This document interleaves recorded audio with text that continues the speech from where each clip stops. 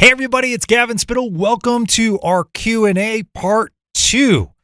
Your questions, your opinions, hopefully some good answers from myself, Gavin Spittle of 105.3 The Fan, and of course our guest who's here for this Q&A session. He writes for D Magazine. His Stars Substack is at Starstack. He has a brand new Substack called Sticks and Salvos, in which he discusses the NHL and a whole bunch of analytics in there as well. It's the greatness of David Castillo, my friend. Part 2. How you feeling? Feeling good. I'm curious, like what new territory we can carve out. And by the way, stick tap to the high energy and the love that I hear in your voice every single time you do your intro. Thanks, man. You know, I get excited when people are this excited about hockey this time of year. I really do. Wait, are they excited or are they just energetic and opinionated? Both. Yeah. No, I mean, I love this. I love, the post games get a little tough after a while, because you'd like some days off. But the fact that so many people out there are responding, I really want to do a Spits and Suds event. I just want to do like a hang and get you, Sean, Robert, Leah Simakopoulos, Mike Hike. If I can get everyone together, it'd be so cool to do like a forum. So that's where, I would love to do in the future. But just thinking big, buddy. And we got to come out with some Spits and Suds cool merchandise, which David Castillo can wear proudly.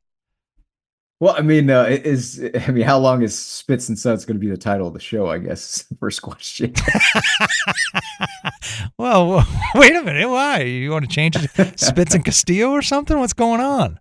I mean, that was my first thought. I like it. Yeah, I'm fine. Yeah. All right. Yeah. I mean, if I don't know, it's just it's not catchy anymore. It's better than our first name. Our first pod was called Sweaters Forever. What? Yeah. When we started this, it was called Sweaters Forever. And then Craig came on board. And before Craig went on to, great things, he said, let's call it Spits and Suds. And I said, okay. Sweaters Forever. I can't get over how awful that is. But let me just say, I think I finally found one of those lazy hockey nicknames for myself. And I would say Spits and Stills. I think kind of sounds like an old 60s rock band. I think that's sounds good. I like that. Stills and Spits might sound better. No, Spits and Stills and yeah. Spits and Shaps for Sean. Is this why people came here though? Yeah, Spits and Tiffs. That's good. Oh man, he has such a great last name for this kind of stuff. He does. I'm jealous. It annoys me. Screw you, Robert. And to his credit, he's the one that came up with the great podcast of Justin Ritzkovian and Gavin Spittle, Spitzy and Ritzy. So we'll see if we can pull that together in training camp. Okay. I don't know about that. But let's start with our friend Flo Wee.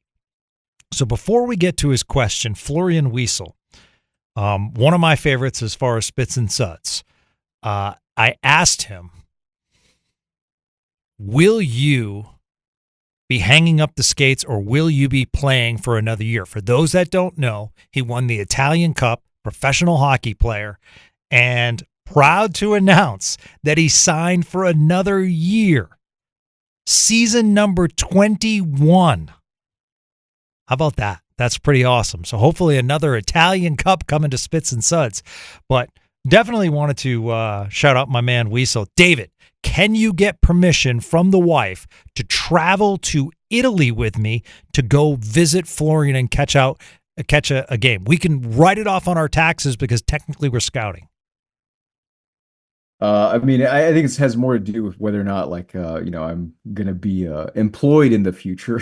Oh, okay. So, all right. So yes, as long as the money's there, I think that would be awesome. All right. Awesome. Well, stick tap, Florian. Can't wait to meet you in person.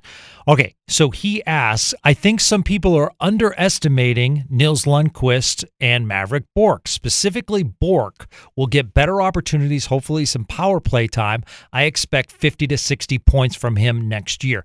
David, I think that's a really interesting point that Florian brings up because Those are two of my need to take the next step with these players. Otherwise, you are taking a step back. Specifically, a lot of pressure on Maverick Bourque, but I'm excited for Maverick Bourque. If he's getting the opportunity on an everyday basis to be in this lineup. So, I agree about Bourque. In fact, I was, really sports frustration, sports mad over kind of how he was kind of handled because I just felt like when you look at his underlying numbers, right, this is a player that had really strong defensive impacts on a team that struggled defensively. Like, not enough people talk about, well, maybe they do, but and I'm just like, I just have ignored that. But Dallas was not good defensively this year. I repeat, they were not good. 22nd in shot quality allowed per 60. That's not good at all. So whatever job the goaltenders did to kind of make it seem like they were good defensively, they weren't. And so for Bourque to have strong defensive impacts in terms of like shots against, shot quality against, is a really great sign for a player that we know has offense in him. And even though that didn't really show up, I think a lot of it had to do with kind of, him being like yo-yoed in the bottom six. And also, this is a player that does not take penalties and drew penalties. Dallas doesn't have a lot of forwards that are good at drawing penalties, which I think is a big deal. I mean, if you're a player that in limited minutes can put your team on the power play and not put them on the penalty kill, that's value added. Yeah. So I'm 100% on board with Bourque. I think if he had played the full 82, people will kind of be maybe a little bit more optimistic. Lundkvist, I'm like not just, oh man, I really like Lundkvist. And I think there is a world where he is a valuable defender with the right teammate on the right team and in the right system. I just don't really know that this is the team, right? I mean, Dallas is a team that, Esselindell is a very specific defender. You can't just pair him with anybody. So even though Lundkvist, had some success with Esselindell, his minutes were still kind of relatively meager. And I don't think that's a defense pair that's realistic, like in a high pressure, playoff setting. And even though I think he's going to be fine next to someone like Liam Bichelle, that's still a defense pair that is, I think, still has question marks. So I think he's going to look fine. He's going to look maybe even great next to Bichelle, but that's still very different than like this guy has a next level, which I don't believe he has. Do you think he could provide a little bit of punch though, as far as puck moving ability with Bichelle on that third line, and maybe even some scoring from defense? He likes to shoot. Okay, so that's the thing, right? Like, he's not a puck mover.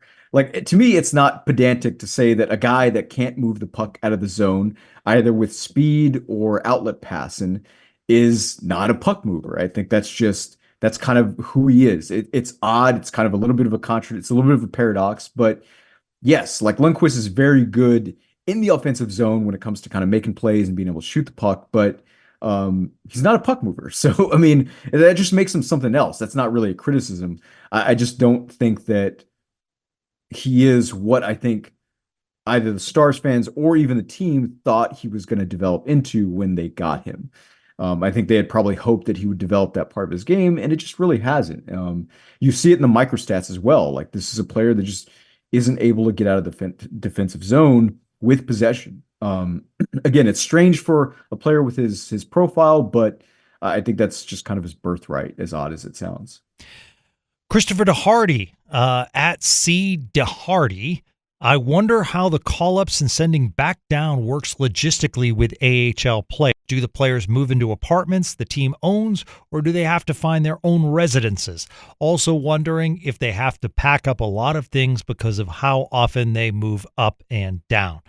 That is a really, really interesting question, Christopher. So they stay in hotels and they don't necessarily get apartments. Texas might have a different situation as far as when players go there, but I know in Dallas it's a hotel situation. I don't want to say the hotel. It is close to the AAC, and that's where they kind of set up shop. As far as clothing, just pack the necessities, and a lot of times you can have the rest shipped. These guys are so good as far as the business sense. They can pack up really quick as long as their equipment's there. That's really their biggest concern. They have to find their own residences, obviously, in the off season. Like Mikko Rantanen can do whatever he wants now, but he was staying at a hotel. And a lot of times, if they're young players and if they're up for a while, it's the Wyatt Johnston, Joe Pavelski example, where a young guy, specifically if he's under the age of 21, will usually stay with the veteran. A, so he can learn. B, so he can, kind of get his life together, because that's a lot for a kid under 21. So how did I do, David? Pretty well. I think also you should have plugged the interview you had with Stephen Meserve, where he kind of talks a lot about, it goes through some of the X's and O's about like moving, specifically like how hockey players like get all their equipment through the airport. That was a really great episode. Yeah, that was really cool. Yeah, absolutely. And to the Stars' benefit, they own the Texas Stars, and that has benefits in a lot of ways. But one of the cool things is Cedar Park, that area in just outside of Austin, is a very nice place. So with a lot of apartments and everything like that. So that's cool as well. It's a good setup that Dallas has, and it's not too far away compared to some AHL to NHL cities where a flight is a necessity. Okay, Mr. Don Dong Esquire. Foxa, why? Will Nil ever learn to stop giving them term to the last 4 to 5 guys in the lineup? What kind of deployment would make Lyubushkin serviceable for 65 to 70 games? Do you believe in Nils? I'll hang up and listen. That has so much. Foxa, David and I don't understand. I thought, David, you did an amazing job in one of our previous episodes talking about, is Foxa that valuable as far as face-offs are concerned? As far as the back half, I mean, he gave my guy Blackwell 2 years, so I like that. Lyubushkin, that's fascinating, David, because if we look at the beginning of the season, I actually thought Lyubushkin was playing pretty well. Seems as though it kind of wore out after a while. Yeah, it's tough because I think there's like a world where Lyubushkin is kind of fine. Like, for example, if like Essa Lindell were, say, more of like a puck moving type defenseman, or kind of like a hybrid, like a Keandre Miller, I think someone like Lyubushkin would look a lot better in the top four. But Dallas doesn't have that. Because I mean, I think if they were to separate Harley and Heiskanen, which is entirely possible, we see, I think Lyubushkin kind of gives you a little bit more, because I think he's still pretty reasonable when it comes to defense. I think the issue is just that, like, and I get it, we don't have to kind of go over this because it's something that, yeah, it's a problem. We're already aware of it, but it's not anything we could change at this point. But I mean, it's kind of like, well, the value added in proportion to cap, right? Do you need to pay over $3 million for a guy who will give you the same thing as, say, Alex Petrovic, who is making like close to league minimum? And of course, the answer is no, right? So I mean, that's the tough thing about Lyubushkin, which is I think he's fine, and I think people would be willing to accept him in any other universe where he's just being paid $1 million, even $2 million. But Dallas is in a situation where Lyubushkin could be like the 8th defender in the depth chart. That is not exactly a ringing endorsement. Yeah, that's a good call. That's a really good call. That is not a ringing endorsement. And sitting out for the majority of the playoffs is not a ringing endorsement as well. Chris at Masker of Ants asks, who should the Stars sign, David, out of Jack Roslovic or Victor Olofsson? And are either guys a realistic option for the top 6, which has a hole in it? If not either of those guys, which young guy can step in on that spot? Really good question, Chris.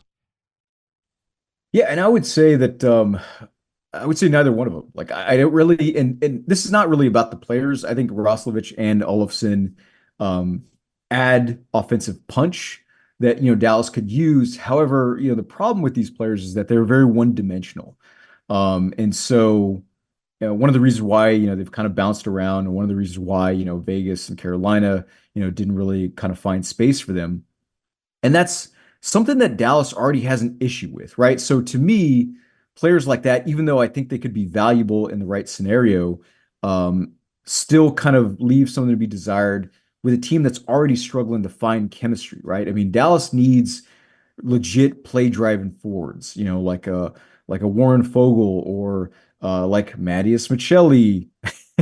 Unfortunately, he already went to Toronto, but like that to me is what Dallas really needed. Players like Olofsson, Roslovic, I think they kind of complement or they complicate the issue that Dallas has in trying to create these chemistries. Players that are going to really need as much support as possible is what Dallas like can't be looking for right now. Okay, Ron asks, which player from Cedar Park do you think is most likely to earn a spot on the roster, if any? We did answer that earlier in part one of Q&A, but let's highlight that in case you didn't hear it. Would it strictly be a fourth line role, or is there potentially a complementary piece? My opinion was Ritz-Kovian. I think got a little bit of experience last year. I could see him coming up. David thought it was going to be R2 Huru, based on a little bit more scoring punch coming out of Huru than Ritz-Kovian. So those were our answers. Great question, Ron. I did want to say hi to Aaliyah. She does such a great job promoting Spits and Suds, and thank you so much for listening. She doesn't want to talk about team structure or stat related. She's always interested in what direction everyone would like the new third jersey to go. David, tons of feedback on this new third jersey. That is fascinating. Aaliyah, I'm just going to keep pounding it. I want that Winter Classic back. I love the green. I love the big D. And if not, I do want something. I like how the other teams in other leagues, specifically NBA and MLB, have the City Connect. And I would like it something to be Metroplex connected. Maybe not David Castillo Crowley connected, but, connected. That was from episode 1, by the way, where David thinks Crowley's in Fort Worth for some reason. All right. Let's see. Noah Brown asked, do y'all think the Stars have gotten better this offseason so far? If not, what else do you think they could add to improve? Thanks. Love the pod. Excited for next season. I'm glad you're excited, Noah. Boy, at this stage, David, what can they add? It would have to be via trade likely, right? Yeah, I mean, there's nothing on the UFA market that's going to make them better or better enough to kind of, be back into another Western Conference Finals with, good odds to, beat a team like Florida or even Carolina for that matter. So it's got to be through trade. I think someone like, okay, so let me ask you a question that I got from the Discord because I think it's going to kind of question with a question segue. Yes. So this is from Meme Boy 007 on my Discord server, which is Gavin. Who is your ideal candidate for Dallas to make a move for? And just kind of like, forget whether or not, cap, assets, things like that. But like who would be the one player that you think really kind of puts Dallas over the top with the roster they have now? Brady Tkachuk. God dang it. Why do we do this to ourselves? I mean, okay, so you asked semi-realistic. Wait a minute. You said to me, you said that to me. So, of course I'm going to say that. Why not say Connor McDavid? I just think a Tkachuk adds a lot. But all right, since we're being realistic, semi-realistic, and if we're talking this year and only this year because it will be costly after, Rasmus Andersson. I like the player. I think it really helps your defense. So Rasmus Andersson. Oh man, my worry with Andersson, and so I think Andersson, I think like most of us, have kind of like always wanted a right shot defenseman. Have kind of been looking at Andersson for a while. Yes, like he hit a really bad decline this year. Now it turns out, like we found out, like he played like the last stretch of games like with a broken fibula, which is insane. So I don't necessarily think like Andersson has, even though he's declining, I don't think it's as dramatic as this season would make it seem. I guess my issue with Andersson is that like I feel like the thing they're gonna do is they're gonna put Andersson next to S. Lundell. And I just feel like if Andersson is not the player he once was, then you are just simply right back where you started. And I really think that the move is to find a defense partner for Thomas Harley. Put Esa Lindell in the top pair with Miro Heiskanen, find someone for Harley. That way teams are seeing Harley and Heiskanen over 40 minutes a night as opposed to like 23 minutes a night. And so that's why to me, someone like Rasmus Ristolainen makes more sense. Now, is that the move that puts him over the top? No, not really. I mean, there's still questions about his health as well, right? Ristolainen is another player that's been injured lately. But that's what worries me about Anderson. Like they put him with Lindell, and they're just not a great defense pair because Anderson has maybe lost some of that puck movement ability. That's my worry. So who would be a right-hand defenseman then you would cover it, David? I mean, besides Michael Kessering. Man, that would be amazing. Look out. I mean, hey, listen. The thing I worry about with Buffalo is not necessarily Buffalo. It's that darn division is so tough. I just don't know if they can crack the playoffs because of that situation. But I do think Buffalo improved themselves.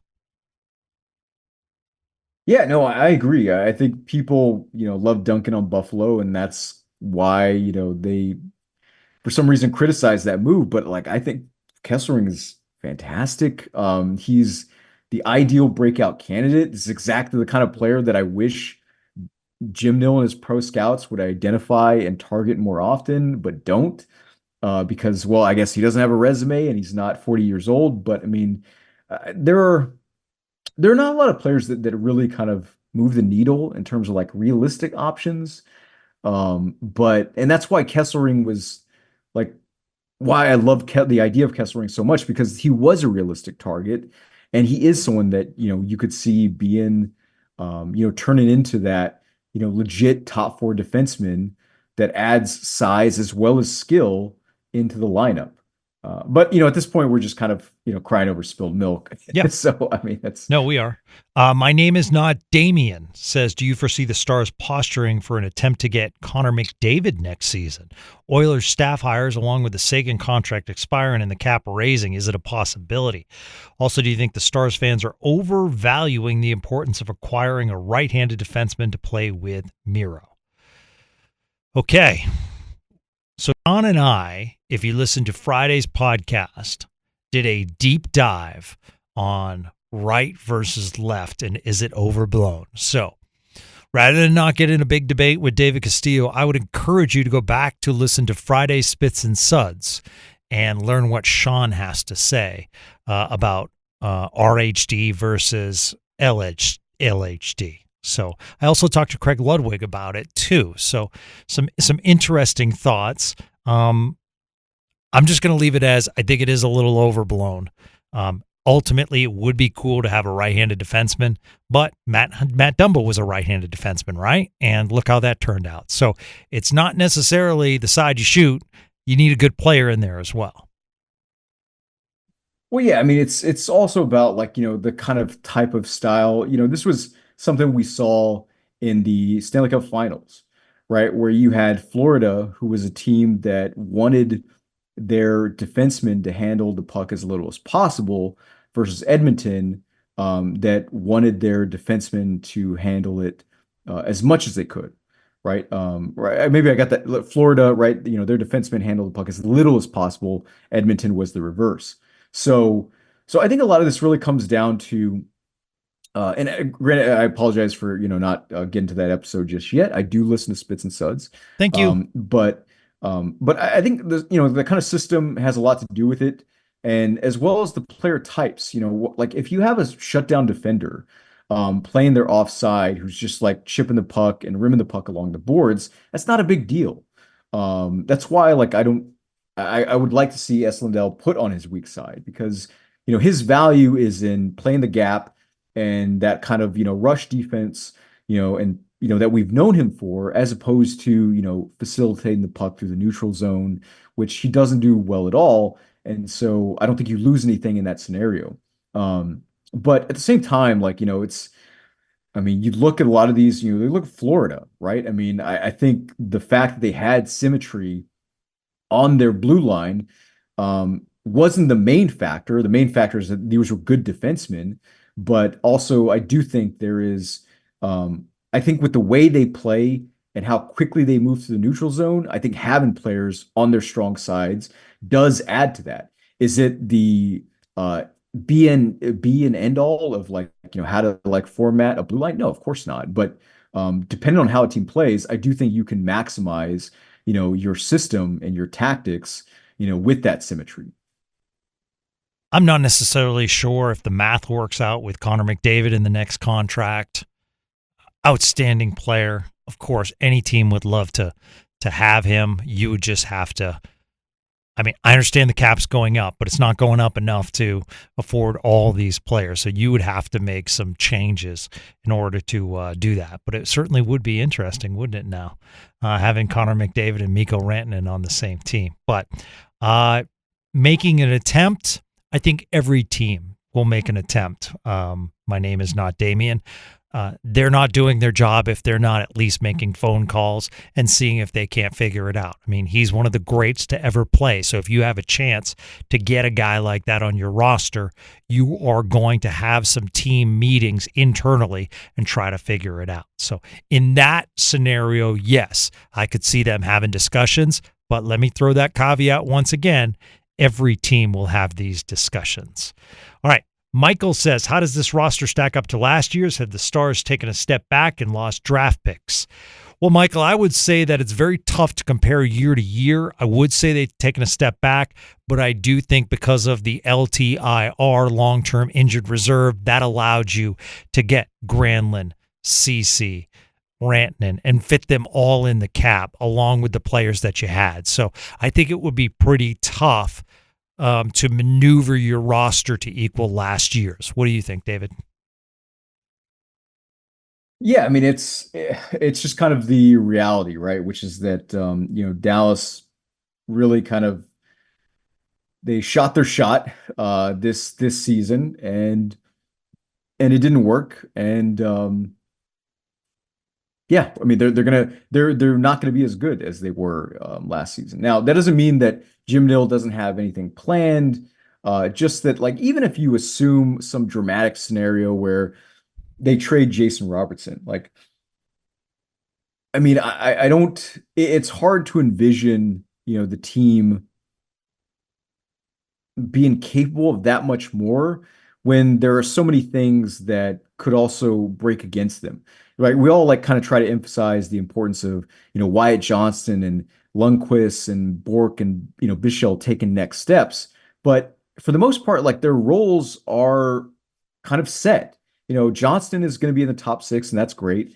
Maverick Bourque, we don't know where he's going to go. Unless they, get Lindell to move his no movement clause. Like, how does Bichelle factor into the top four? Like, he doesn't. Yeah.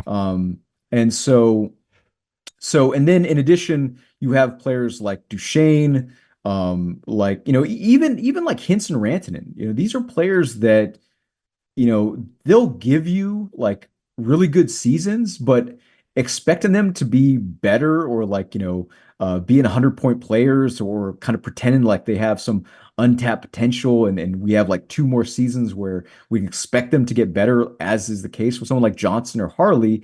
It's just not the case. And that's just wishful thinking. So, I even though I think they're going to be a really good team, there's a playoff lock, they're going to be a contender, but they're just not going to be a cup favorite like they were last season or even the season before. So, Nick Sellers, thoughts on a potential Miro Bichel pairing? I feel like I remember seeing them together a bit during the playoffs with really good results. I wanted to get that question in to pair it with what you were just saying.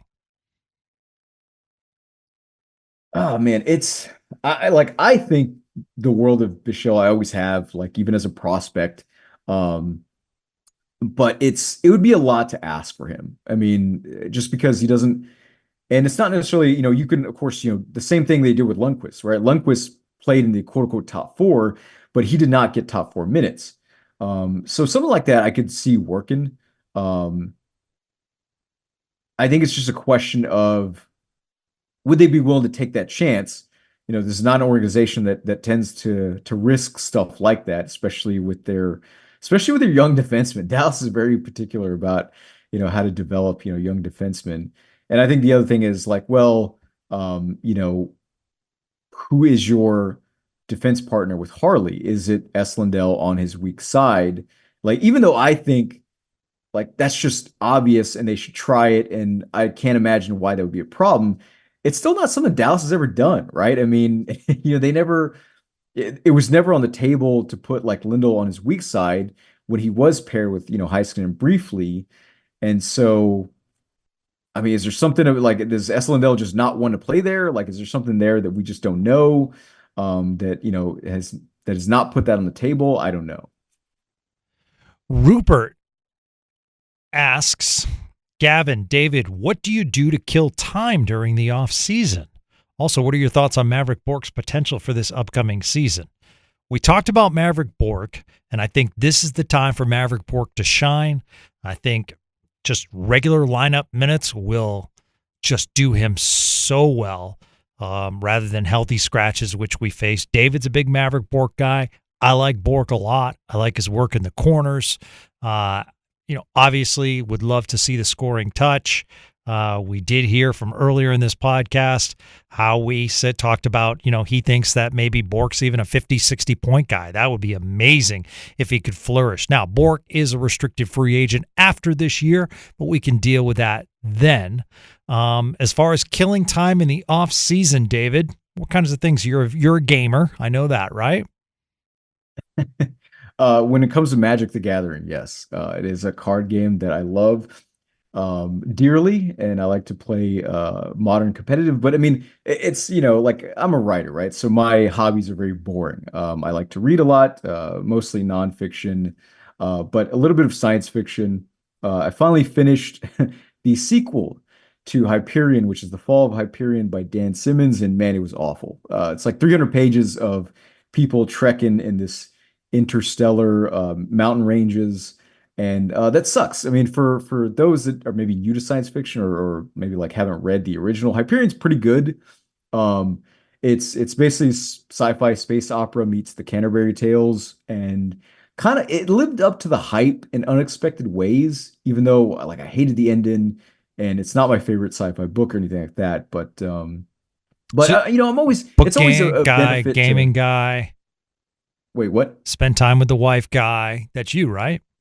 No, no. And my wife knew that, before we got married. So we have a nice arrangement. Wow, your risk game must have been pretty good then.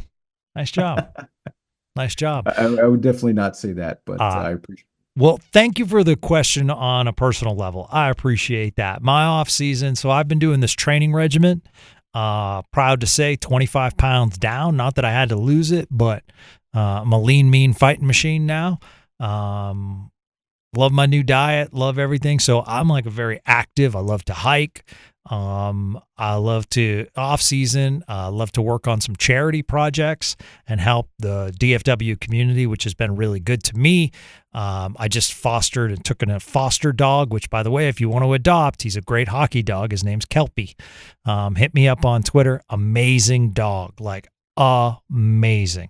And for those that don't know, I have a special needs dog who got shot, and not by me, but was shot and dropped off at the shelter. So that takes up a lot of my time. Having a special needs dog in the house, I have to take care of him.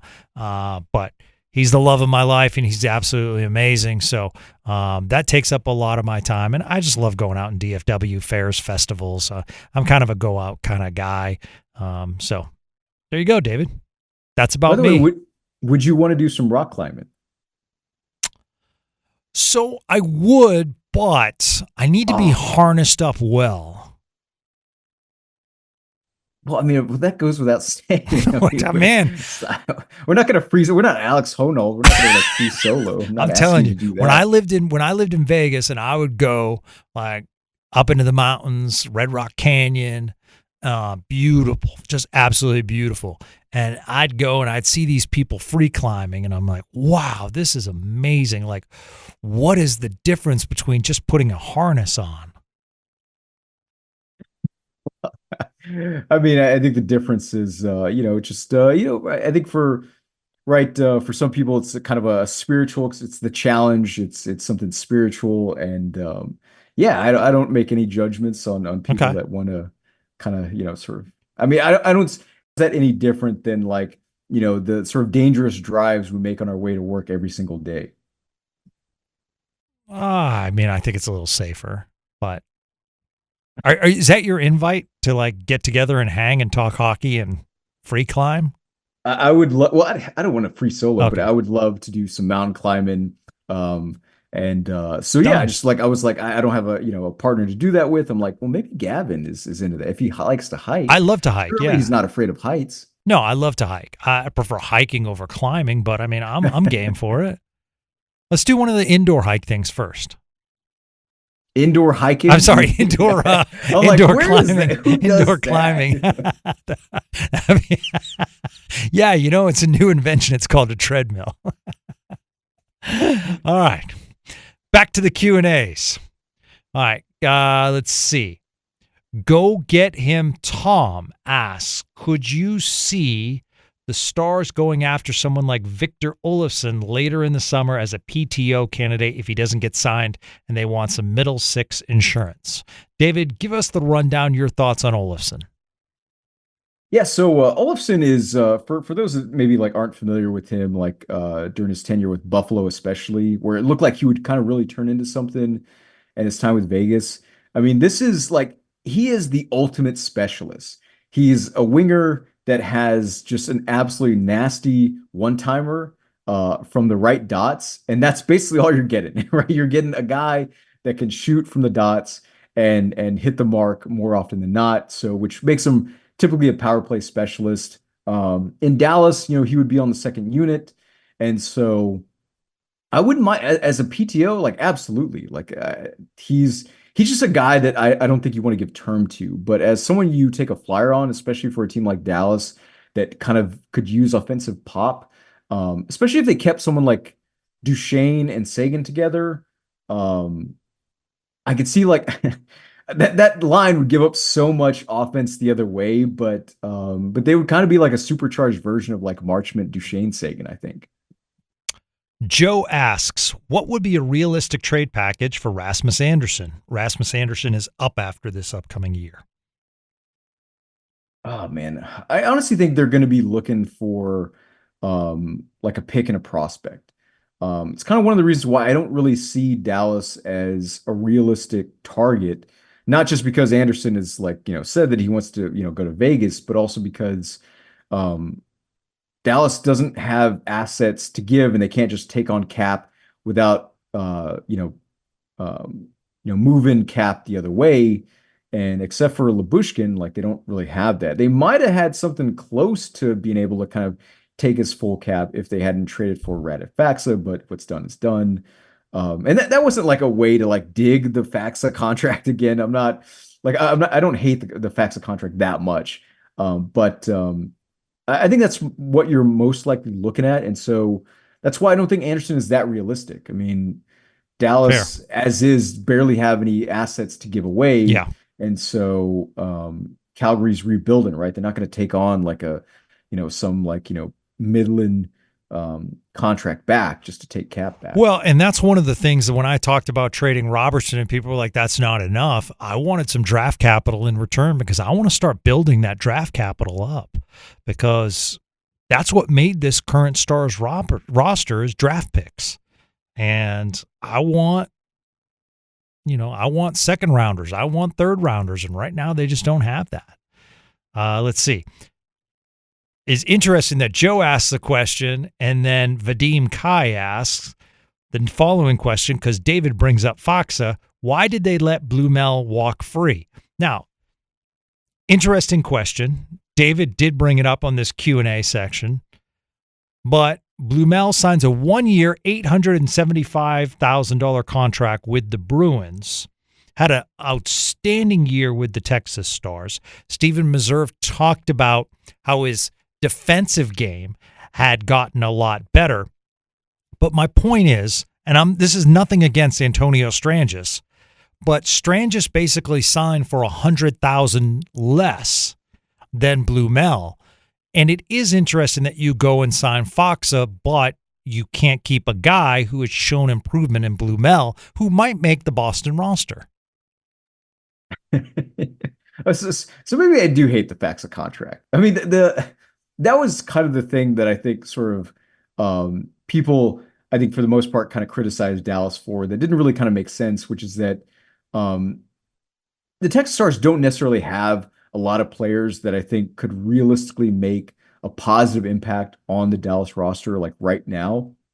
But to the extent that they had one, Blumel was it, right? And so it was weird that like what came out, afterwards was just like, well, Dallas doesn't really have room for Blumel, whereas Boston does. And I'm just like, I mean, Dallas could use like some bottom six forwards. Like they're kind of lacking in that area. I mean, even a player like Oscar Beck, is by no means like a given on the bottom six, even though I think he will be. But Blackwell is also somebody that was healthy scratch. Whether or not he should have been like so. It's not like Dallas did not have space for a play. I think because Blumel showed that development. Like this is a player that I didn't really even care for, going before the year started.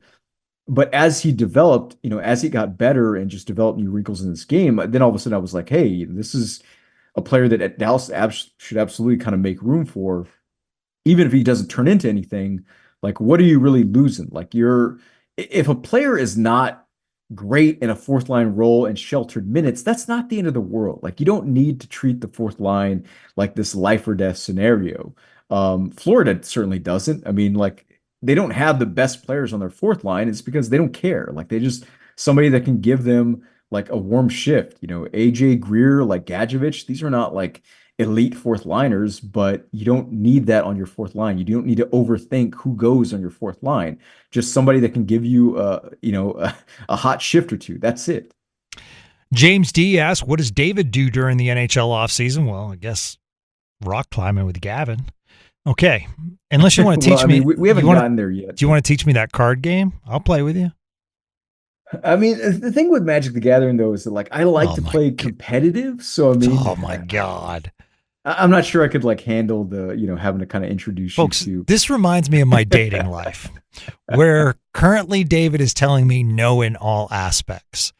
So he brings up rock climbing and I say, all right, I'm in. And he's like, well, we haven't really got there yet. I find what David is fascinating with most with this card game. And he's like, well, I don't really play.